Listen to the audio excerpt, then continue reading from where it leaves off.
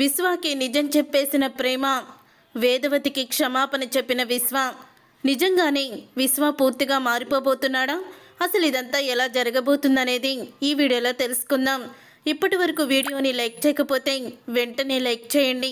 సేనాపతి విశ్వతో ఇలా అంటూ ఉంటాడు, రే, ఆ అమూల్యని ప్రేమించి దాన్ని వదిలించుకొని ఆ రామరాజుకి నిద్ర లేకుండా చేస్తానని చెప్పి దాన్ని పెళ్లి చేసుకొని వచ్చావు. అది ఇంట్లో మహారాణిలా తిరుగుతుంది, నువ్వు మాత్రం దానికి భయపడుతూ తిరుగుతున్నావు, ఏంట్రా ఇదంతా అని అడుగుతూ ఉంటాడు సేనాపతి. నేను దాని మెడలో తాళి కట్టలేదు, అది ఆఖరి నిమిషంలో నేను వేసుకున్న ప్లాన్ అంతా కూడా రివర్స్ చేసేసింది అని అంటూ ఉంటాడు విశ్వ. ఏం చేసినా సరే నువ్వు దాన్ని ఇక్కడి నుంచి వాళ్ళ ఇంటికి పంపించేయాలి, దానికి నరకం చూపించి పుట్టింటికి పారిపోయేలా చేయాలి అని సేనాపతి అంటూ ఉంటాడు. అదేవిధంగా ప్రేమ విషయంలో వాళ్ళు కూడా ఆలోచిస్తే ఎలా ఉండేదండి అని అడుగుతూ ఉంటుంది ప్రేమ వాళ్ళ అమ్మ అయితే. అప్పుడు ఇక ఆ మాట విని భద్రావతి అయితే, ఏంటి సేన, నీ భార్యకి నోరు లెగుస్తుంది అని అంటూ ఉంటుంది. భద్రావతి, నోరు కాదు వదినా, వాస్తవమే చెప్తున్నాను. వాళ్ళు ప్రేమని సొంత కూతుర్లా చూసుకుంటున్నారు, కానీ మీరు పగలు ప్రతీకారాలు అంటూ చిన్నపిల్ల మీద మీ ప్రతాపాన్ని చూపించాలని చూస్తున్నారు. ఒక ఆడపిల్లని అడ్డు పెట్టుకొని పగను తీర్చుకోవాలనుకుంటున్నారు అని అంటూ తిట్టి వెళ్ళిపోతుంది. అప్పుడు ఇక భద్రావతి అయితే కోపంతో రగిలిపోతూ ఉంటుంది ప్రేమ వాళ్ళ అమ్మ అన్న మాటలకి. తర్వాత ఇక విశ్వ అయితే అమూల్య దగ్గరికి వెళ్తాడు. అప్పుడు ఇక అమూల్య అయితే కూర్చొని ఆలోచిస్తూ ఉంటుంది. ఇంతలో ఇక విశ్వ అయితే స్టవ్ ఆన్ చేసి దాని మీద ఖాళీ గిన్నెనైతే పెడతాడు. ఇక ఖాళీ గిన్నెని పెట్టి దాన్ని బాగా అయితే వేడి చేస్తాడు. అలా వేడి చేసిన తర్వాత స్టవ్ కట్టేసి ఏమీ తెలియనట్టు తను వచ్చి కూర్చొని, ఏంటే కూర్చొని తెగ ఆలోచించేస్తున్నావు, వెళ్ళి కాఫీ తీసుకురా అని అంటూ ఉంటాడు విశ్వ. అప్పుడు ఇక అమూల్య అయితే కాఫీ పెట్టడానికి వంటగదిలోకి అయితే వెళ్తుంది. వంటగదిలోకి వెళ్ళి స్టవ్ మీద ఉన్న గిన్నెలో కాఫీ పెట్టడానికి గిన్నెనైతే కింద పెట్టి స్టవ్ వెలిగిద్దామని చెప్పి అది ఖాళీ గిన్నె అనుకొని దాన్నైతే పట్టుకుంటుంది. అలా పట్టుకున్న తర్వాత ఒకేసారి గిన్నె కాలిపోయి తనకి చాలా నొప్పి రావడంతో గిన్నెని కింద వదిలేస్తుంది. అమ్మ అంటూ గట్టిగా అరుస్తుంది. ఏమైందమ్మా అని విశ్వ వాళ్ళ అమ్మ అయితే వస్తుంది. ఈ గిన్నె చాలా వేడిగా ఉంది అత్తయ్య, ఇది ఖాళీ గిన్నె అనుకొని పట్టుకున్నాను అని అంటూ ఉంటే అప్పుడే ఇక విశ్వ అయితే నవ్వుతూ ఉంటాడు. నీకు ఇలాగే ప్రతిరోజు టార్చర్ చూపిస్తానే అని అంటూ ఉంటాడు విశ్వ. రే దుర్మార్గుడా, ఏంట్రా ఇదంతా, చూడు చెయ్యి ఎలా కందిపోయిందో, ఎలా కాలిపోయిందో అని అంటూ ఉంటుంది. దానికి అలాగే కాలాలి, ఇది ఇక్కడ అరుస్తూ ఉంటే అక్కడ వాళ్ళ నాన్న గుండె దడెత్తుపోవాలి అని అంటూ ఉంటాడు విశ్వ.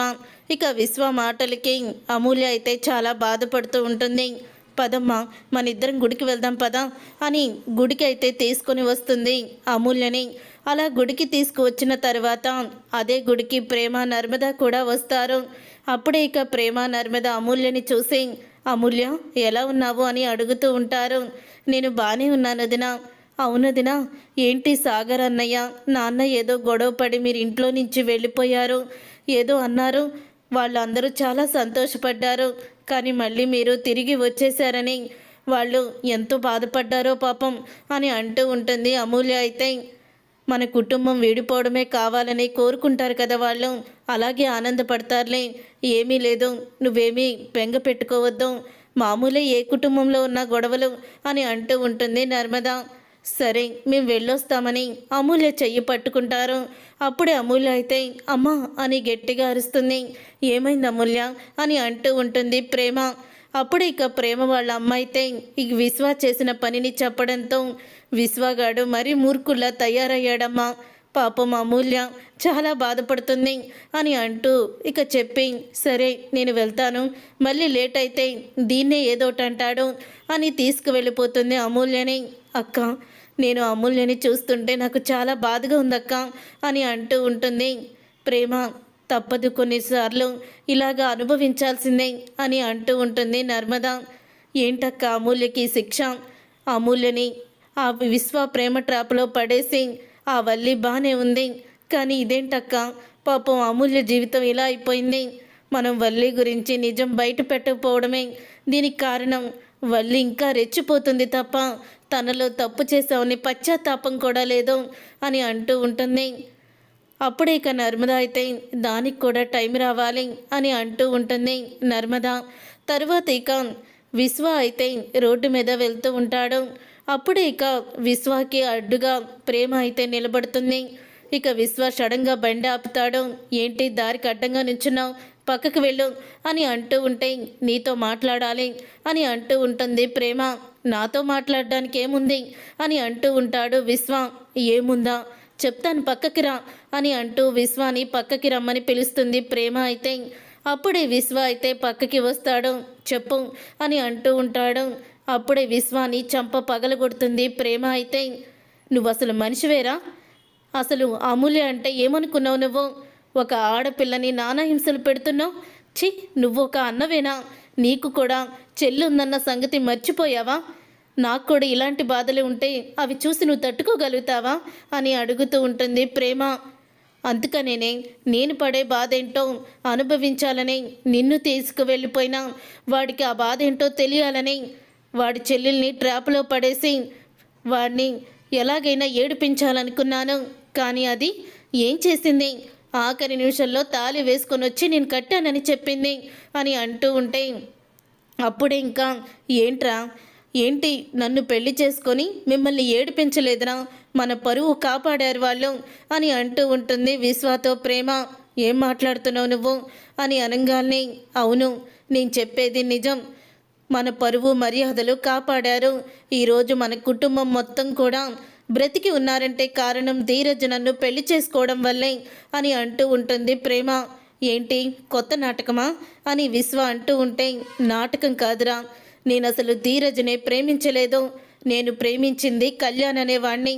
కానీ వాడు నా దగ్గర ఉన్న నగలన్నీ కూడా తీసేసుకొని నన్ను హోటల్ రూమ్లో పెట్టి పోలీస్ స్టేషన్లో నేను వ్యభిచారం చేస్తున్నానని ఆ హోటల్ రూమ్ నెంబర్ ఇచ్చాడు. ఈ విషయం తెలుసుకున్న వేదవతి అత్త తన కొడుకుని ఒప్పించి నా మెడలో తాళి కట్టించింది.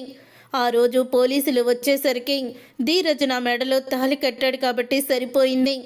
లేకపోతే నేను వ్యభిచారం చేస్తున్నట్టు పోలీసులకి దొరికిపోయేదాన్ని. అప్పుడు సేనాపతి కూతురు హోటల్ రూమ్లో వ్యభిచారం చేస్తూ దొరికిపోయిందని పేపర్లో వస్తే అప్పుడు అత్త గుండె నాన్న గుండె మన కుటుంబం మొత్తం కూడా చచ్చిపోయేవాళ్ళరా, పరువు పోయి అని అంటూ ఉంటుంది ప్రేమ. కానీ వేదవతి అత్తయ్య తన పుట్టింటి వాళ్ళు బాధపడకూడదని, పుట్టింటి వాళ్ళకి ఎటువంటి కష్టం రాకూడదని తను ఈ పని చేయించింది. కానీ నువ్వు నా మీద ఉన్న ప్రేమతో, వాళ్ళ మీద ఉన్న పగతో అమూల్యని రాత్రంతా ఒక గదిలో బంధించి తను నీతో గడిపిందని నీచమైన నిందని వెయ్యాలనుకున్నావు. నీలాంటి వాడిని ఏం చెయ్యాలరా? వాళ్ళు మన కుటుంబాన్ని కాపాడితే మీరు వాళ్ళ కుటుంబాన్ని చంపాలని చూస్తున్నారు అని నిజాన్ని బయట పెడుతుంది. నిజం తెలుసుకున్న విశ్వ ఇక ఒక్కసారి కుప్పకూలిపోతాడు. అప్పుడు ఇక విశ్వ అయితే తను చేసిన పనికి తనే సిగ్గుపడుతూ ఉంటాడు. అప్పుడు ఇక ప్రేమ అయితే ఇప్పటికైనా మనిషిలా మారు, అమూల్యని కష్టపెట్టడం మానేసాయి అని చెప్పి అక్కడి నుంచి వెళ్ళిపోతుంది. అప్పుడు ఇక విశ్వ అయితే ప్రేమ చెప్పింది విని తను అమూల్య విషయంలో ఎంత పొరపాటు చేశానో అని తెలుసుకొని చాలా భయపడిపోతూ ఇక ఏడుస్తూ ఉంటాడు. చాలా తప్పు చేశాను అని చాలా బాధపడుతూ ఉంటాడు. అప్పుడు ఇక వేదవతి అయితే అలా రోడ్డు మీద నడుచుకుంటూ వస్తుంది. రోడ్డు మీద నడుచుకుంటూ వస్తున్న వేదవతిని చూసి విశ్వ అయితే దగ్గరికి వెళ్తాడు. ఇక విశ్వాని చూసి కోపంగా పక్కకి వచ్చేస్తుంది. వేదవతి అత్త అని అంటూ పిలుస్తాడు. అప్పుడే వేదవతి వెనక్కి తిరుగుతుంది. ఇక వెనక్కి తిరిగి నీతో మాట్లాడాల్సిన అవసరం నాకు లేదు అని వేదవతి అంటూ ఉంటే వేదవతి కాళ్ళ మీద పడి క్షమాపణ అడుగుతాడు విశ్వ. నన్ను క్షమించత్తయ్యా, నేను చాలా పెద్ద తప్పు చేశాను. నువ్వు నా కుటుంబానికి చేసిన మేలు తెలుసుకోకుండా నేను నీ కుటుంబానికి అన్యాయం చెయ్యాలనుకున్నాను అంటూ ఇక వేదవతికి క్షమాపణ చెప్తాడు విశ్వ. అయితే చూసారుగా ఫ్రెండ్స్, రాబోయే కథలో ఖచ్చితంగా ఇలాగే జరగబోతుంది. మరి ఇలాగే జరగాలని మీరైతే కోరుకుంటున్నారా? అయితే వీడియోని తప్పకుండా లైక్ చేసి ఛానల్ని సబ్స్క్రైబ్ చేసుకొని పక్కనే ఉన్న గంట సింబల్పై ఆల్ అని క్లిక్ చేయండి. అప్పుడే మేము పెట్టే ప్రతి వీడియో మీరు మిస్ కాకుండా చూసేవచ్చు.